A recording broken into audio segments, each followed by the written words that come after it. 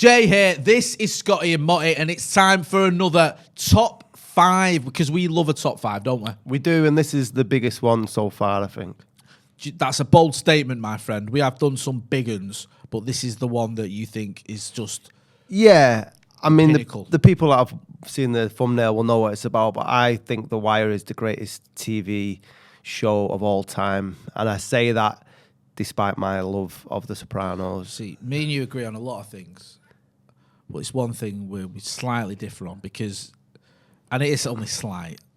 Yeah. I just edge The Sopranos. Only just. Right, okay. I'll tell you the reason behind it. Go on. If we've got a couple of minutes. The floor is yours, Senator. All right, well, I believe that The Wire is superior to The Sopranos in the sense that the story is bigger in the narrative, whereas The Sopranos...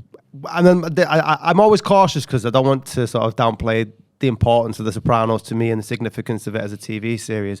You know, I've interviewed David Chase. Me and him were like, do you know what? Just threw that in there. I have to admit, I've got nothing but admiration. I thought that was a fantastic interview as well. You can check that out. Can you get that on BBC Sounds, or whatever? Or I hope so. Yeah, have you not clicked that up and just plastered it everywhere you can possibly find? I tried to. Yeah, it'll be out there in the ether somewhere anyway. It was a really good interview because it's the right mix of sort of showing you reverence for him and what he's done, but actually asking him questions and showing that you're doing your own work. Yeah, and it was like I really enjoyed that because I'd have been too nervous for that. I was bricking it, mate. I'll be honest. The thing about that interview was that the first sort of 2 minutes, he thought that I was just your sort of average sort of reporter who just wanted to get information about the Many Saints and Newt film, but didn't realise I was such a Sopranos fanboy. Oh, you showed him. Yeah, you showed him, and he could see. That's what I loved because there's a point. He changes. Where you mentioned something, one of your observations.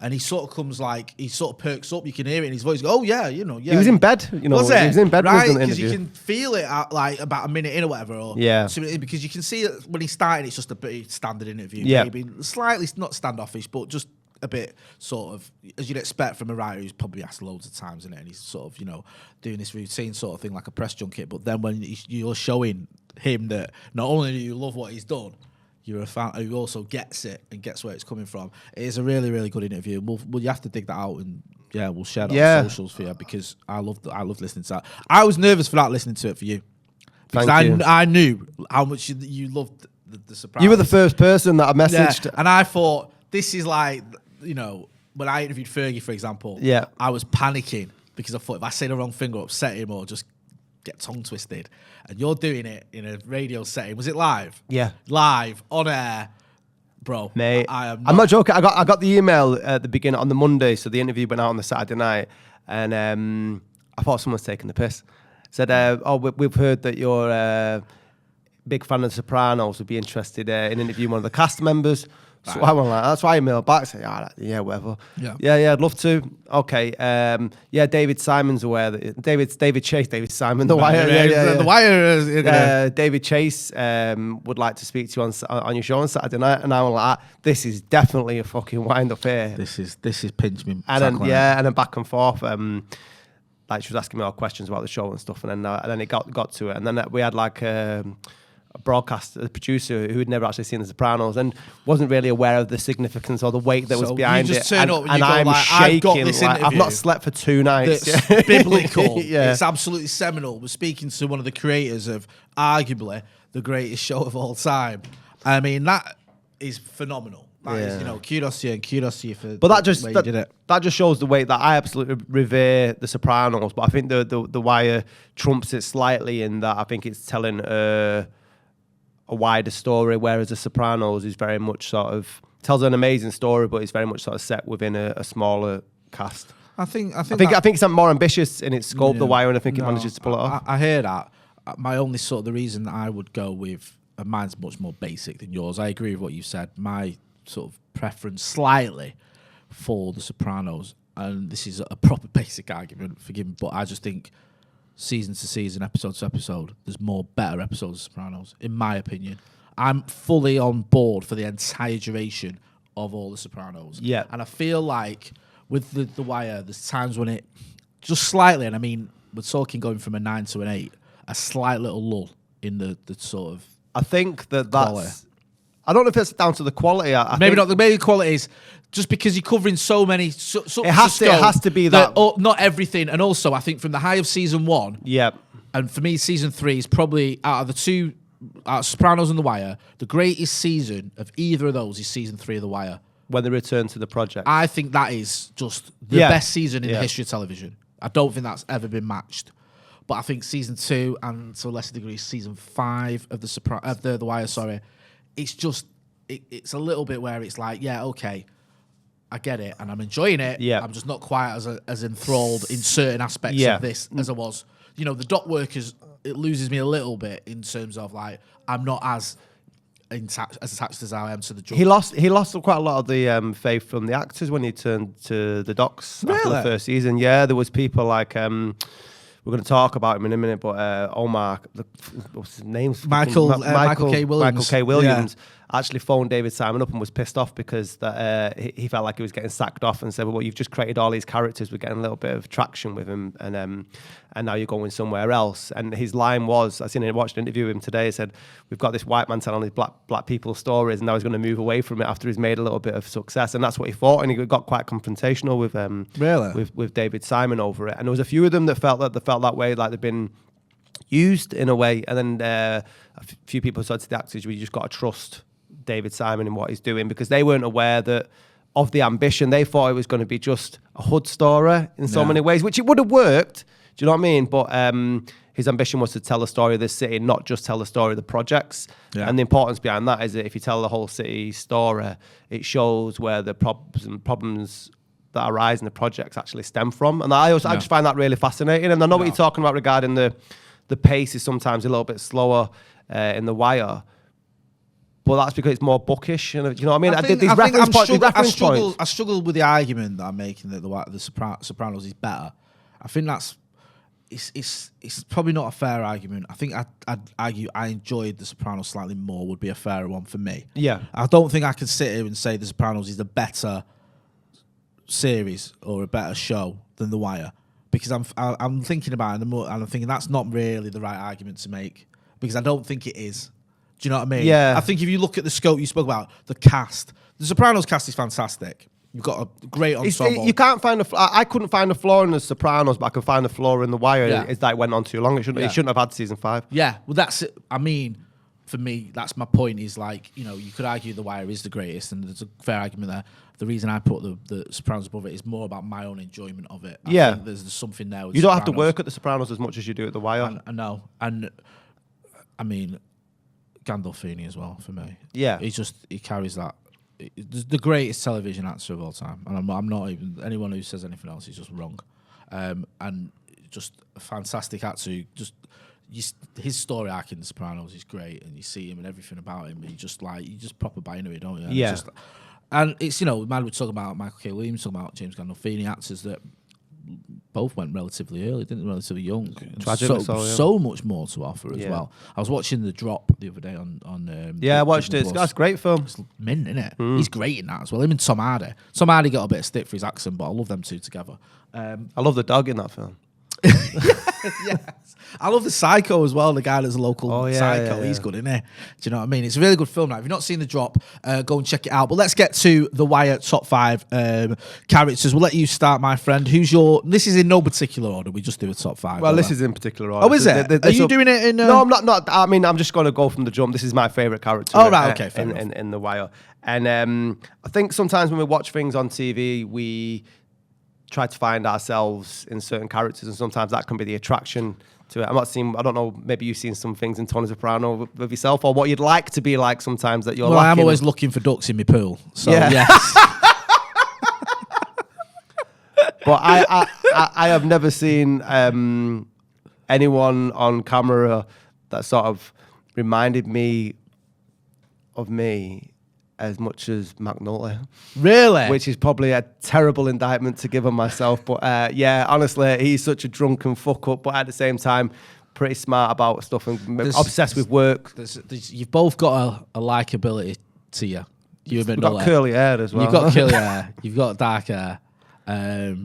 But yeah, I kind of get that. But go on, sort of, what is it then about McNulty that you see in yourself other than just the fuck upness?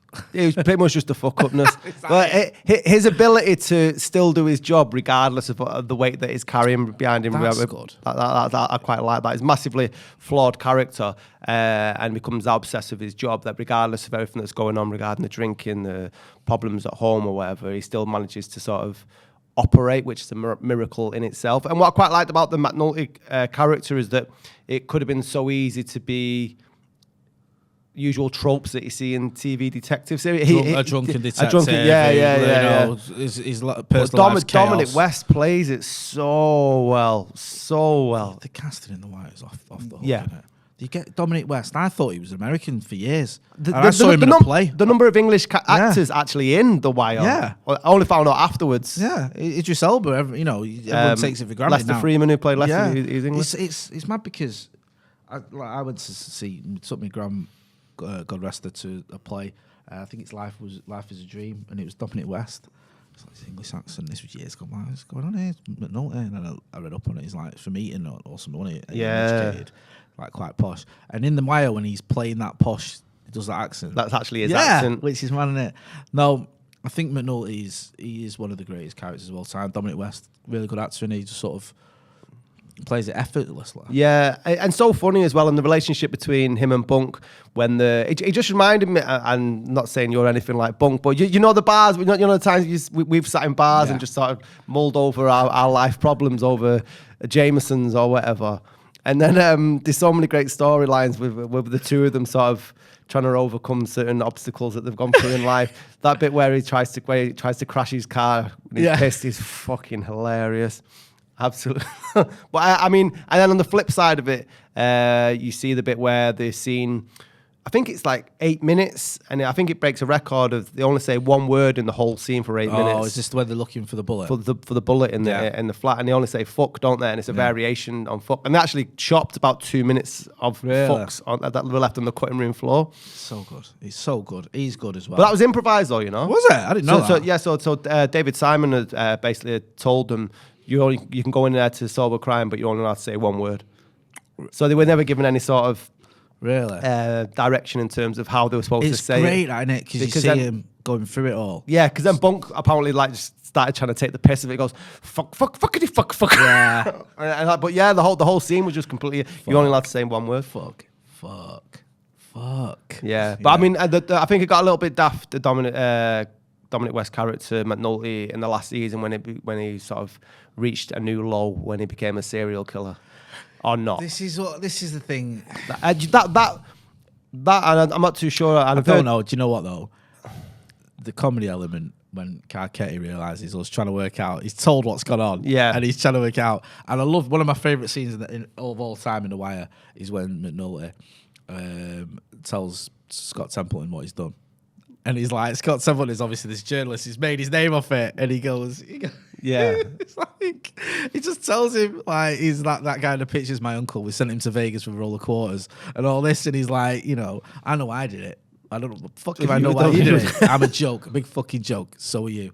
I love that scene. Like, get the fuck out of here. But that last season, many people attribute to David Simon's sort of beef with the journalist industry, and because he used to obviously be one himself. Yeah, and the Baltimore Sun, I think. Yeah. And I think one of the writers actually dropped out for the last season as well. I think that's why it might not have been so. Right.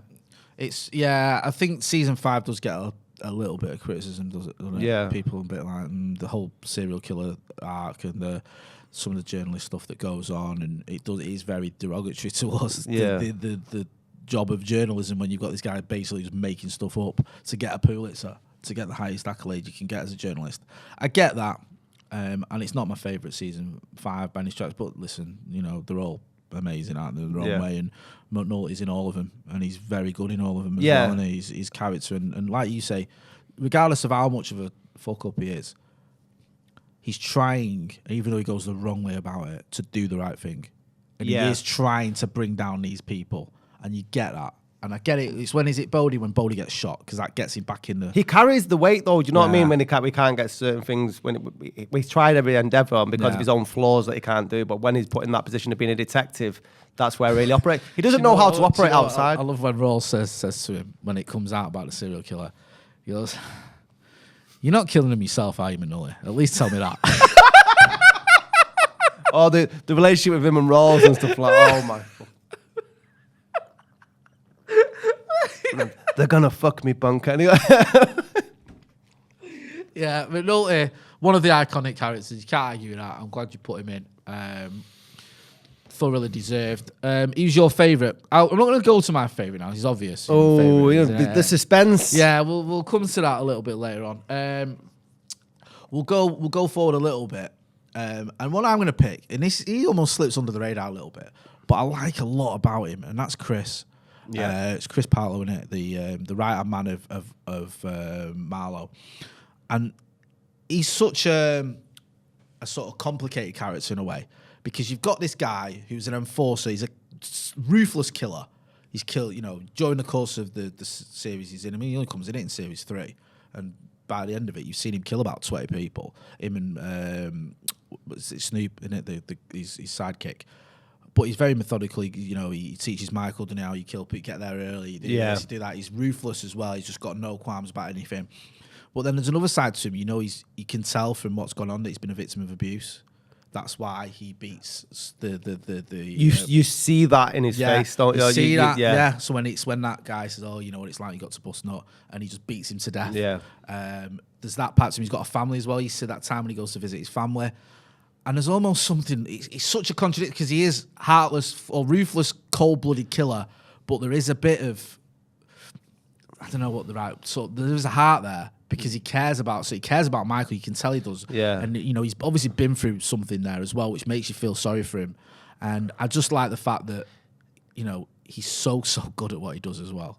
But that's the thing, that's the complexity of the character is, or when they refer to it as a game or a job, he's very businesslike about what he does. He goes to work, kills people, loves his family. I mean, we all different lines of business, but lines of work, but we do a similar sort of thing, don't we? Yeah, he does. You know what I mean? That's and that's the tipping edge when you realise that when he kills Michael's dad, is that he has got a side that sort of blurs the line between the two worlds. Yeah, definitely. And he's. I mean, you could argue he's evil. The way he kills about killing people, he kills anyone, kids and everything. Do you know what I mean? Some of these people he shoots are young, the children. Do you know what I mean? But it's a job. Yeah, and that's it. That's what I love about The Wire. And even at the end, when Marlo just says, I mean, he's up for like 20 murders, isn't he? When they find all the bodies in the lake, and he goes, "Yeah, Chris will take that. Don't worry. As long as his family's sorted out, he'll take it." And he just takes it. And you see him at the end, don't you, with Wee-bey, who's another character. I wish if it had done top 10, Wee-bey he would have been in there. I love Wee-bey. But yeah, he goes about his job even to the point of life without parole. Just takes it, and my family will get looked after, and this is the sort of life I'm living, and fine. Yeah, so Chris, despite his, he's not a nice character, but he's someone you'd want by your side, though, wouldn't you? Oh, massively. Yeah, loyal. Yeah, probably the best enforcer in the whole series, isn't he? He's like the one that just doesn't put a foot wrong in terms of what he does. The only slight mistake he makes is beating the guy to death instead of getting rid of the body first or whatever, which is ultimately his demise. So go on, who's your next one? My next one is probably one of maybe 2 success stories in The Wire, I think, in terms of character arcs. That's a good question. Who's the success story in The Wire? Right, Bubbles. So you've nailed it there. Bubs, man, is one of the best characters. And as Cracker goes on screen, I don't think there's been too many that have bettered. Do you know what as well? The Wire is one of the few shows that dealt with things like recovery in a proper way. From NA meetings, 12-step meetings, which people who watch this will know. I've been a part of that, and I know it's no anonymity, but it's my own anonymity, so it's fine. They get that right, from my experience. They get the idea of, right, when you get clean, you don't just get a pass off everyone. You don't just go home and say, "I'm not using drugs anymore," and your family go, "Oh well, come back into the house here. Here's your bed. Here's the keys to the house." You have to earn that. And he has to earn it. His sister puts him in the basement, doesn't she? Because of everything he's put through. It's like a lot of people say that the work actually begins once you get sober. Yeah, it does, man. It does. And I love that, and I love the fact that you address it full on, properly, with all its flaws, with all its difficulties, with everything that goes with it. And he's such a good character, isn't he? It's so funny. And another thing that was brilliant about The Wire is that it's shown the nuance from every side, really. Like, you had people who usually played as stereotype. Like, we've all seen the films, especially when we talk about like 90s cinemas. Crackheads are just desperate people who do anything for money. Okay, they're that. But there's also the friendship that he has where he takes the guy at Green under his wing and tries to teach him the rope. He's going to be a crackhead no matter what. Bubbles tries to teach him the way to survive in this world, and that's very much what it is. And the bit where one of the best scenes I loved with Bubbles is when he goes in and tries to check out. I can't remember the name. Is it, what's the guy's name? The copper who has to dress like as a drug addict and go undercover. Oh, Sidner. And he's looking at him and he's like, he needs to rip your clothes. And then you need to see the bottom of his shoes. And like, there's no crack vials. And there's no soldiers on there. What do you mean? Like the vials and that element of detail. And the hats as well as another. When he's putting on different hats for the different levels. Yeah. But I mean, throughout everyone, you see his character at the beginning amongst everybody else. You don't see him lasting 5 seasons, but he does. He does, and he goes through some tragedy, doesn't he, when he loses his mate. The guy that he accidentally overdoses. He has a tough time of it, but he comes through it. And he's, in the end, he has that story in the paper about him. He's back. I think his sister invites him up to stay in the house, and it is a success. You're right. It's a good shout because Do you know who the other one is? I'd say the Carcetti. Maybe sells his soul on the way. Yeah. Go on. The guy who comes out and wants to be does the boxing. Oh, yeah. Cutty. Yeah, Cutty. Yeah. Cutty from the cut. Cutty is quite an interesting character because he comes back out thinking, I'm going to dive back into this world. And then he doesn't want it anymore. He doesn't want it anymore. No, that's a really good shout, yeah. So they're the only two that I think that actually... No, they are, definitely. You can buy into what they're trying to do and that you want them to succeed. And the good thing about The Wire is you don't think anyone will. It's not one of them shows where you think, they'll end up all right. Whatever you expect at the beginning of The Wire. You don't get too ingratiated with anyone because they're likely not going to be sticking around for much longer. Do you know what I mean? No, I love that. I love Bubbles. I'm going to go with my next one. I'll go with one of the iconic characters in the show, and that's Stringer Bell. Russell Stringer Bell, Avon Barksdale's right-hand man. Another complex character. So they're all complex characters, but there's two sides to Stringer Bell. There's this part of him that's a drug dealer who's, Avon Barksdale's right-hand man, who's ruthless, who orders killings left, right, and centre, including D'Angelo. Yeah. And there's also the business side of him, goes to business school, tries to approach it like a business, like a normal business, if you can use that word. And I remember the conversation when Avon says to him, he says, this, you think this is that thing, it ain't, it's the other thing. When he's trying to approach it like a businessman. Yeah. Gets had over, doesn't he, by Clay Davis, who's another one who could give a nod to, who's a funny character. But Stringer, I love Idris Elba, and I love that character, and I love the fact that he's not completely likeable. I think there's quite a lot to dislike about Stringer. I couldn't warm to him as a character, which it's a testament to Idris Elba. You can sort of sympathise with him a little bit in what he tries to do and the moves that he makes, but he's not very likeable. He's proper snide, isn't he? Yeah, he's proper, he'll... Whereas I was going to talk about Avon next, but he's very more family orientated. Where Stringer will stab people in the back just to get where he wants to. 100%. And I always think Avon's got a little bit more humour to him at times, stuff like that. Stringer's quite a serious character. He's not very funny, or he's not very jovial. Do you know what I mean? There's always a little bit of there's something about Avon where Stringer doesn't have that, and you can understand why you'd need an Avon at the top of the pyramid, and Stringer's a good right hand man to have, and why they had all the success they had until it all goes tits up. But yeah, I just think as a character, he's one of the great characters because you've got this guy who is a drug dealer who, is a bit of a, despite the fact he's ruthless, can be a bit of a diplomat, can try and negotiate things, tries to negotiate with Marlo, does want to become a legitimate businessman, gets had over. It's all very strange. Do you know what I mean? Like the way that this, but it makes sense and it's not unbelievable. You can see this, you can see the realism there. You think this just rings true. You could imagine this happening. One of the things I found fascinating, and I go to quite a lot of young offenders institutions and do work with them and stuff. And I've lost friends to drug dealing and gangs and stuff. And one of the things that I always come away with is if they are given the right tools, the people that have been caught up in this game, that they might have the business acumen to go down a certain road, because you've got to have a certain profile and ability to, it's not easy. I mean, it's not easy selling drugs at that certain level. And I think what Stringer Bell shows is that you can have that business acumen, do you know what I mean? And it sort of shows that they're not just all these gun-toting badasses on corners without any sort of fucking clue about anything. But if you give them and put them in a professional setting, then they could thrive. And that's why I always sort of seeing the optimism in that. He has got the best line in the entire in television, I think, where they have the meeting at the New Day. Oh, I know your quote on Twitter. Yeah, and he's they have the meeting with this all the other gangs, and his right-hand man sat there scribbling after the meeting, and he says, what are you doing? He says, Robbie's rules, so you got to take notes in the meeting. These are the notes. He says, nigga, is you taking notes on a criminal fucking conspiracy? Grass it off. Fuck is you thinking? I love that. I love that line. And I love, Stringer Bell, despite the fact he's not very likeable and he is snide, you're right, and he would stab his mother in the back to get ahead. He's just a character that you can buy into and you can think, this is someone who, you know what I mean, he adds a lot to this show. Yeah. He really does. He's so multi-dimensional and it's fascinating. He's a fascinating character. And there are similarities with Stringer Bell with the character I'm going to choose next that may not be so obvious when you're watching it on first time, but that's Thomas Carcetti, because both of them have the ambition to chase power just through different avenues, and both of them aren't going to be let anything stand in the way, and they're quite willing to stab anyone else in the back.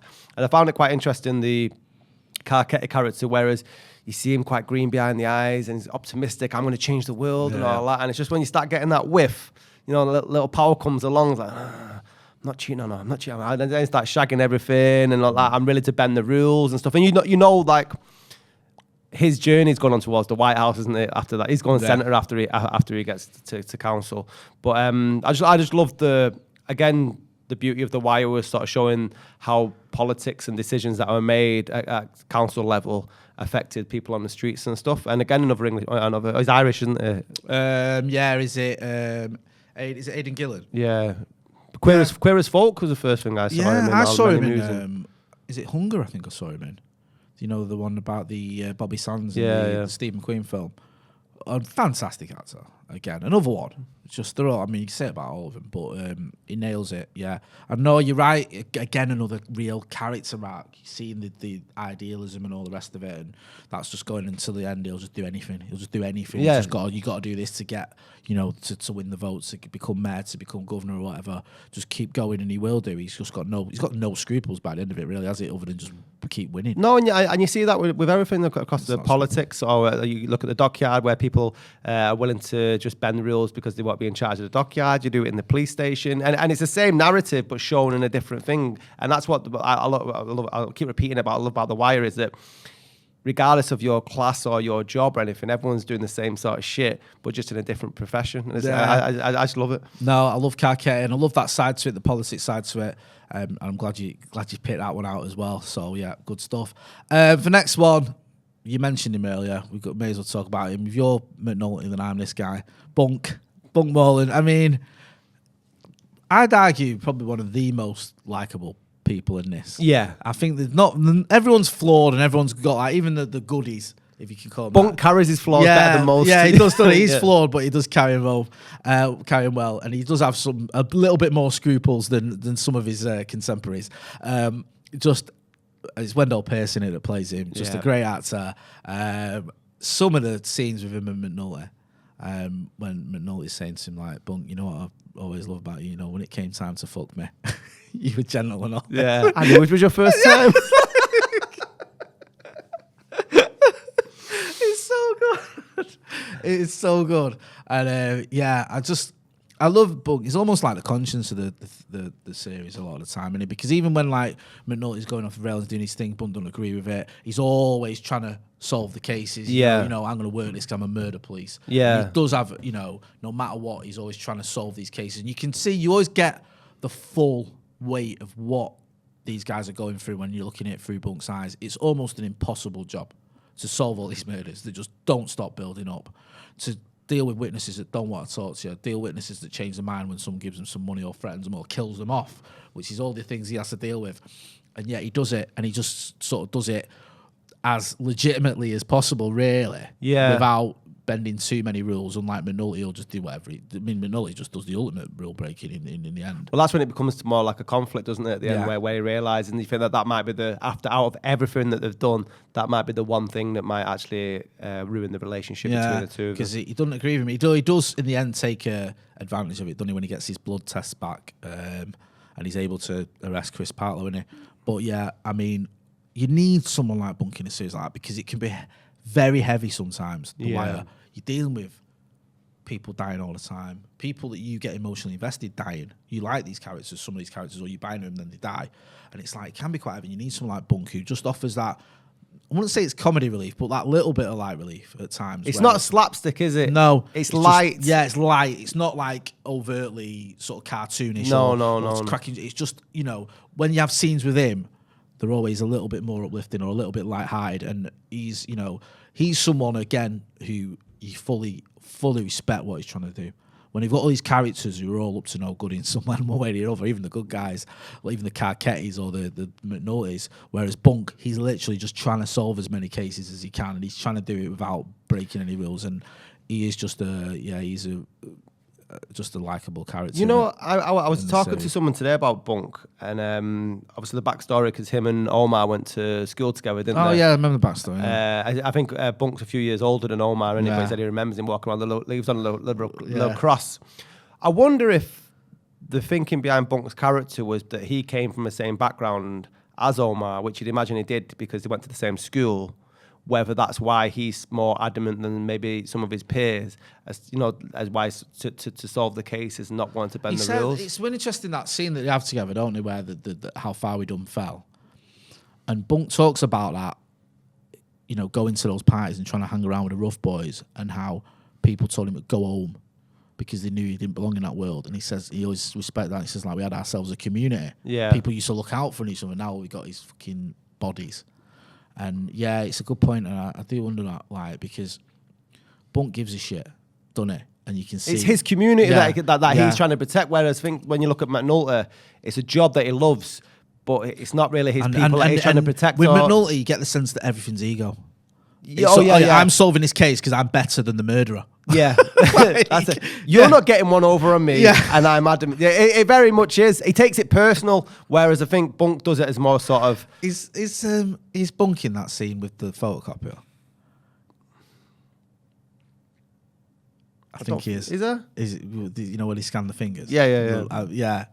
That's one of my favourite scenes where it's like he says it's a lie detector. Oh shit! Now I know what you mean. Yeah. When he says a lie detector and he's sellotape his hand to the photocopier and it comes out with true or false, and he's like, because you're a lying motherfucker, and then he confesses because he thinks like he's been rumbled, and they've got who is it? He's got the Jay Landsman's got the sunglasses on, and he says Professor Landsman. Yeah, but that's the shit that they used to do. You know, like I've read the Homicide: Life on the Streets, which is David Simon's book. Yeah, and he said regarding when they were trying to get him to confess, they'd ask one of them what their favourite, one of the gang members, what do you want from McDonald's or wherever, and they'd go and get it, and then they'd go into the next room and then say, well, so and so just grassed him because he's got, and then he'd read out the order, and he'd know that he grassed but it hadn't grassed. It was, and that was a sort of trick. Walking past with his McDonald's. But that actually happened. That was one of the tactics that they used to do. That is an intro. I think it's a series 5 or whatever, and it's the best intro of any series ever. It's so funny, and I love the bit where. I think it's Landsman's, he's looking at it with his glasses and he goes, the machine doesn't lie, son. He's a good character as well. Yeah. I mean, they're all great characters. Yeah, but I love that, and it's a great scene with Bunk. What is it he says? He says a line in it. I can't remember. He says that's the thing with America. You can tell them any lie or something. I can't remember the line. But you got to love Bunk, can't you? And you don't say that about many Wire. One of my favourite Bunk scenes I remember going past the time was when he's gone on to some girl's house after the bar, and then she phones McNulty and says, "You better get this crazy ass motherfucker out of here right now, burning my house down." And then he's sat burning the evidence. Burning the evidence. And he's there like, I can smell it. Why did you want to burn your he says to McNulty, doesn't he? Like, that's the thing with Jimmy. You burn everything, don't you? Or you burn everyone. Yeah, and it yeah, stays yeah. with McNulty, that, doesn't he? Or he says it, he references it a few seasons later. He says, Bunk said once that I burn everyone or something. But yeah, that's so crazy. I mean, what went on with them lot is just nutty, innit? Bunk, yeah, that's one of my ones. Who's your next one? Okay, the next one, you mentioned him earlier on, Stringer Bell's boss and brother, and ultimately the person who sells him out, Avon Barksdale. Avon, for me, when you look at the transition between Avon to Marlo Stanfield, and who's running the drug world, Avon seems to be like the last of a dying breed of gangster or drug dealer in terms of like he's very family orientated. He's got certain rules. Do you know what I mean? The way he lives by. Compare that with Marlo. No, everyone can be got regardless. You know Marlo is just evil. He's like he doesn't he really got any is. conscience. There is nothing at all to him. Where Avon has a little bit of a conscience, like you say, the family side of things. You know, when he visits his brother in hospital, there's a thing where Cutty comes to him for money for the gym. Yeah, and he said, and he realizes he doesn't want to do it anymore, and then said, right, well, you go free and stuff like that. Let's him do it. And where with Marlo, he's just ruthless to different degrees. If D'Angelo is Marlo's nephew, he's gone straight away. But do you know what I mean? Yeah, he cares, doesn't he? And his emotional was probably his downfall in the end of the day with Avon. Yeah, because he does have the family thing, his sister as well. And like you say, his nephew, he cares about him, and just little community type things. It's like, it makes me laugh when they have that basketball match. With Prop Joe. Prop Joe, yeah, another great character. But yeah, I mean, I like Avon. I do. I love season 3 because it's like the war in it between Avon and Marlo. Yeah. And I never quite warmed to Marlo as much as I did Avon as an antagonist almost. I think Avon's just a better character than Marlo. Marlo is, he's an entertaining character and he's ruthless and he's evil, but with Avon there's a bit more to him than that. Do you know what I mean? And you can sort of see what he's about. And yeah, in the end, with him and Stringer, it's such a complex relationship where there comes to a point where basically he sells him out, doesn't he? They both sell each other out at the same time. Because they're both chasing power and that's what it is. Stringer's ready to give him up to the feds and he's give Stringer up to Omar and it's like, brother Mazzone. Yeah. So yeah, no, I mean, listen, Avon, if you didn't get it right with Avon, there was no more Wire.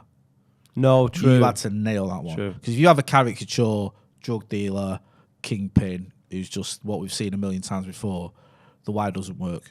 That's what I mean. And we were talking about Bubbles before being the one-dimensional drug addict. Yeah. He could have so easily been a one-dimensional drug dealer. Yeah, just goes around killing people. Tenner penny, you know. Yeah, but no. Is it Wood Harris, I think? Wood Harris, yeah. Watched him in Above the Rim the other night, actually. Yeah, he's great in that. He's in Remember the Titans as well. He's really good actor. For my next one, I'm going to go with probably the greatest detective mind ever, Lester Freamon. Oh, yes. Makes Columbo look like a thickie. A thickie? Yeah, he's a thicko. Lester Freamon, he just solves things, doesn't he? He sees all the angles. He knows about how to run the Wire. Another Englishman as well? Yeah, I didn't realise that until only a couple of years ago. Is he Sheffield? I think something like, I can't remember. I'm pretty sure I read somewhere. Let's have a look, actually. Or maybe he was playing in Sheffield. Let's have Lester Freamon. But yeah, I love Lester, especially when he was introduced and everyone was like, what's that guy just making little dolls' houses and stuff? And then Bunk says, he makes more money from them motherfucker than you make in a month. Oh, no. He's from New York. I always thought he was English. In 1973, he was born. So, he moved to England when he was in his 20s. Ah, okay. So he's actually, and then he spent a lot of time in England. Sorry, yeah, that's what so he grew up in New York, and then when he was like 21, he moved to London to be in, he did the West End. He did it for quite a while, actually. I think he did it for about 13 years or something. So he spent a long time in England, so he's probably got his English accent nailed. But yeah, he's originally from New York. But just one of the most sophisticated, I'd say, characters in the Wire. Yeah, definitely. Again, great backstory. He was a pawn shop money for 12 years after being a detective, and then getting bumped down to there because he's politics, really, innit? But yeah, the way explains things because he's explaining a lot of it to the audience, isn't it? There's a lot of exposition. Yeah, that's his role, isn't it? I suppose. Because you're like, what the fuck is going on here? And when he's telling other people, he's telling you basically, this is how the wire works. This is what we're doing. This is any. He's the narrator in many ways, yeah, he is the narrator, and it could have been quite a boring role or a role that you just go, oh God, here he goes again. But he makes it interesting, and I love the fact. I love one of the highlights for me in season 5 is when he jumps on board with McNulty. Yeah, because it's like Keema's like, have a word with him or whatever. Not Keema, sorry. Bunk's like, have a word with him, Lester, and he's like, no, if you're gonna do it, you got to make it real. And it's like, you got to give it an angle. Yeah. And it's like, once Lester's on board, then it gets going.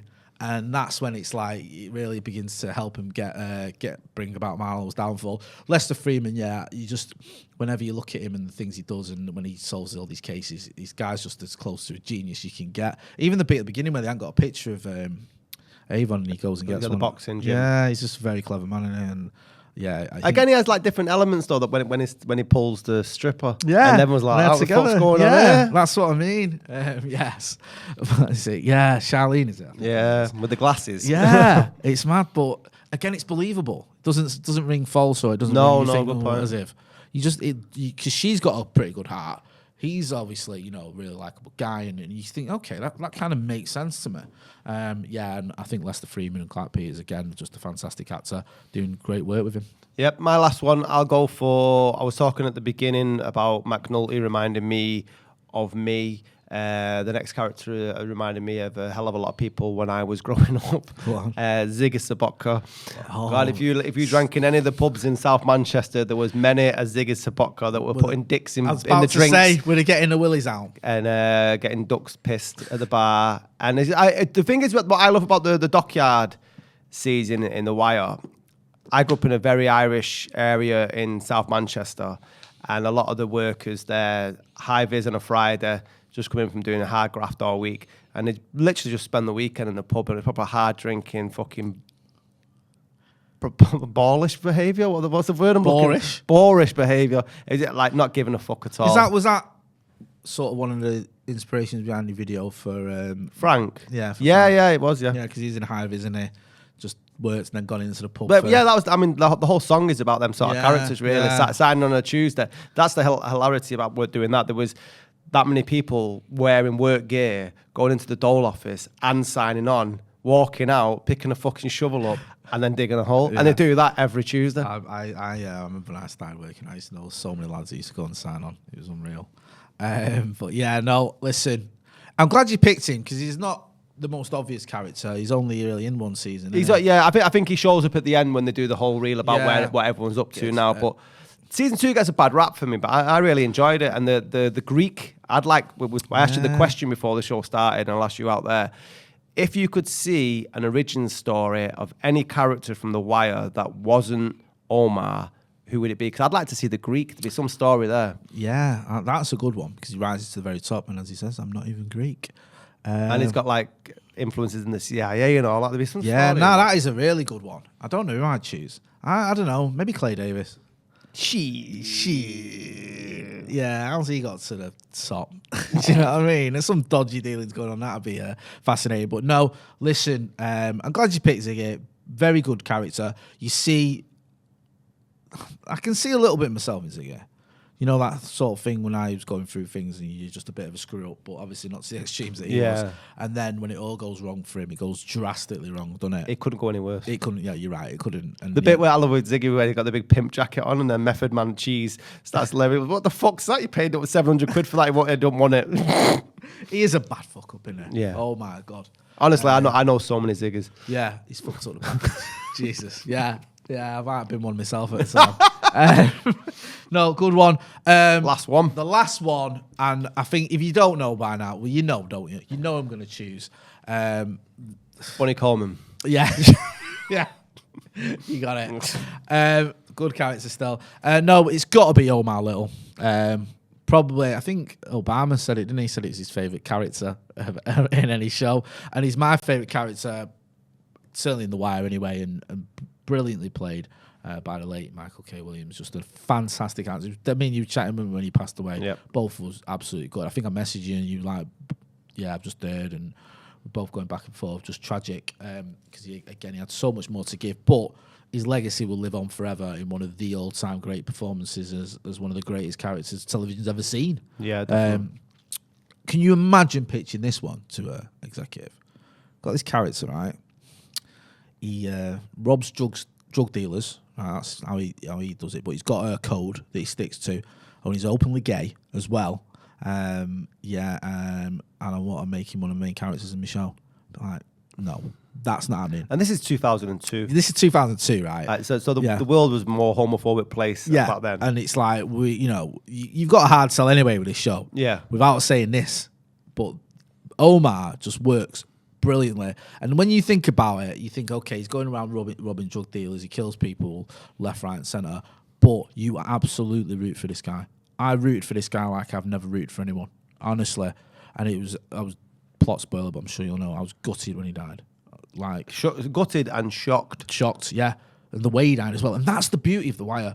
There wasn't the big shootout. There wasn't the big, sort of, there's going to be something going on between him and Avon.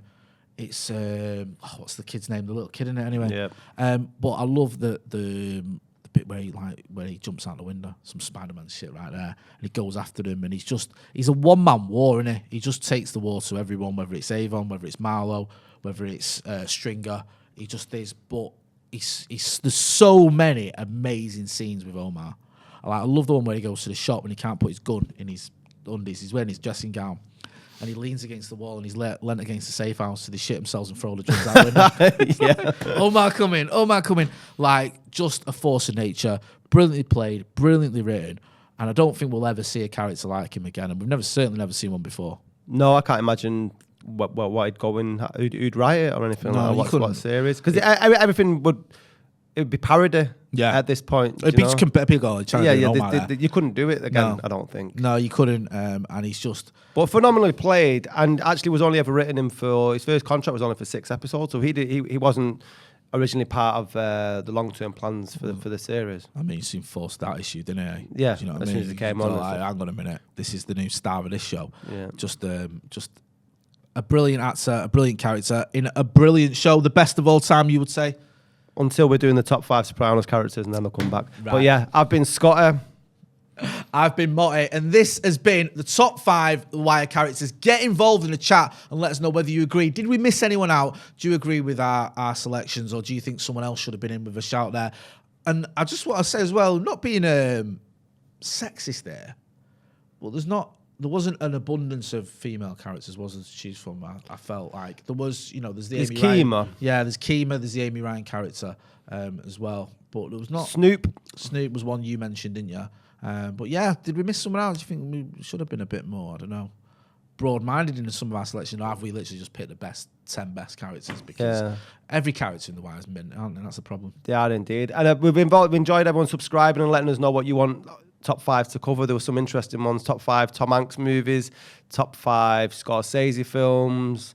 Someone said top 5 rom-coms. Yeah, man. Get involved. Let us know. Let them. Yeah, we'll do the next one. Until then, thanks for watching.